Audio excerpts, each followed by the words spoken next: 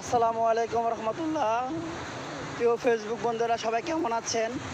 তো আসলে এই সাগর পাড়ে এসে ঘুরতে ঘুরতে একটা ছোট ভাইয়ের সাথে পরিচয় হয়ে গেল। ছোট ভাইটা দেখেন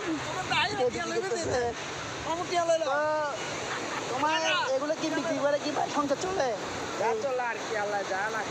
দেখ আলহামদুলিল্লাহ, সে কষ্ট করে, কিন্তু কষ্ট করে হালাল উপার্জন করে।